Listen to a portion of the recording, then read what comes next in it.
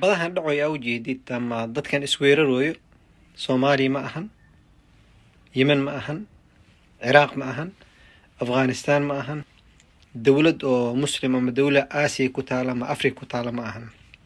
xabadahan u jeedid dadka gaariga ka soo degooyo qofka kala weerarooyo lisu jawaabayo waxay ka dhacoysaa waxa way Mareykanka North Carolina ay ka dhacoysaa soo arrin la yaabo ma ahan.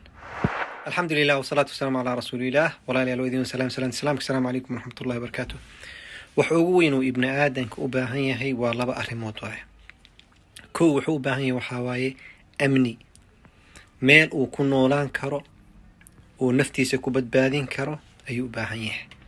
tan labaad uu u baahan yahay waxa waaye wuxuu cuno, meel haddii baahi ka jirta ama abaar ka jirta si kastay amni u tahay waa laga soo qaxa. meel si kastay xoolo u buuxaan oo lacag loo haysto dhaqaale loo haysto haddiisan amni jirinne iyadana waa laga soo qaxaa. labada ugu muhiimsan oo ibni aadanka u baahan yahay dawlad walba laga baahan yahay inay samayso ama inay hayso waxa waaye waa amniga waaye iyo dadka inay waxay cunaan u hesho. ilaahay subxaanahu wa tacaala markuu quraysh ku mana sheeganayo wuxuu yidhi alladii atcamahum min juuc iyo wa aamanahum min khawf. baahidina wuu ka magangeliyey, cabsidana wuu ka ilaaliyey. soomaalida badi waxay usoo qaxday wadankii aga soo qaxday waxa waaye waxay waayeen amnigii waayeen, xabadii ka wada baqaayeen, waa lasoo wada cararay.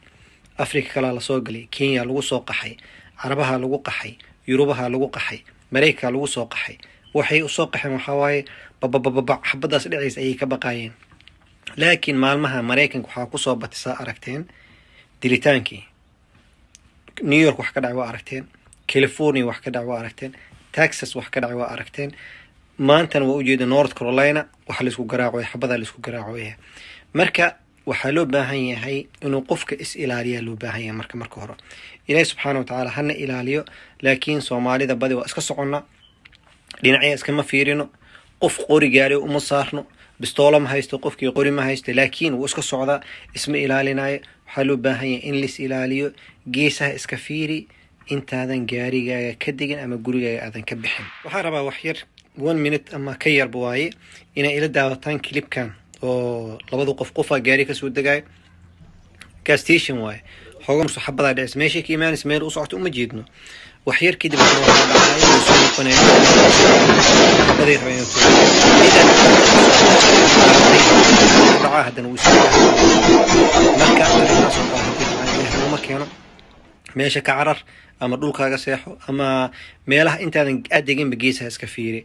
allah huwa alxafiid. ilaahi subxaana wa tacaala waxaan weydiisanaa inuuna xifdiyo. hadda ila daawada videoga markaa ujeedan fiiri nimankan gaariga kasoo degeen. okay waa fiiri haddana xogo markuu socday xabaduu soo baxsaday meesha ugu qarsan